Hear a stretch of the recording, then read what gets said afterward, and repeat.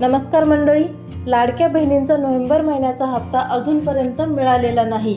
डिसेंबर संपत आला तरीसुद्धा लाडक्या बहिणींना अजून नोव्हेंबर आणि डिसेंबर दोन्ही महिन्याचा हप्ता अजूनपर्यंत शासनाने दिलेला नाही।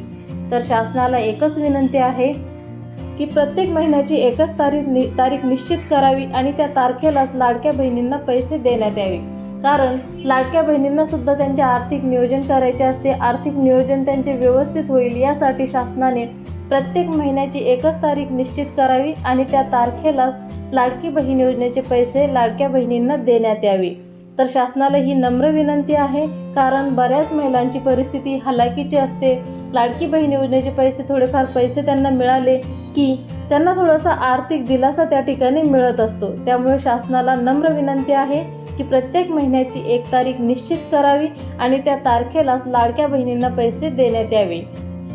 मध्यंतरी निवडणुका होत्या, नगरपालिका नगर परिषद यांच्या निवडणुका झाल्या आणि त्याची आचारसंहिता लागलेली होती। आचारसंहिता लागलेली असल्यामुळे लाडक्या बहिणींना पैसे अजून मिळाले नाही अशी चर्चा होती, कारण आचारसंहितेमध्ये आर्थिक लाभ दिल्या जात नाही, म्हणून लाडक्या बहिणींना त्या टायमामध्ये पैसे मिळाले नाही अशी चर्चा होती।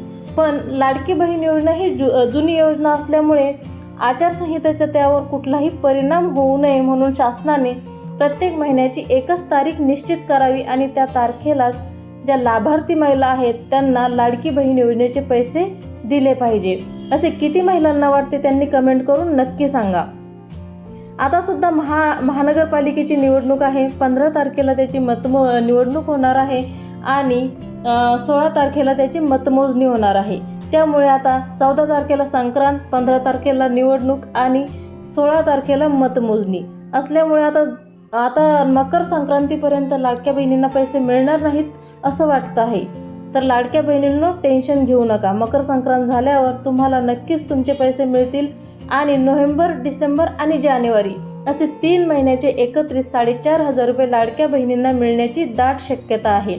त्यामुळे लाडक्या बहिणींनो, जर तुम्ही अजूनपर्यंत KYC केलेली नसेल तर KYC करून घ्या, कारण KYC करण्यासाठी 31 डिसेंबर ही शेवटची मुदत देण्यात आलेली आहे।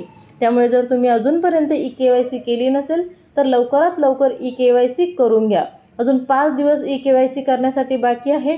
त्यामुळे ज्या महिलांनी अजूनपर्यंत KYC केलेली नाही आहे त्यांनी लवकरात लवकर KYC करून घ्यायची आहे।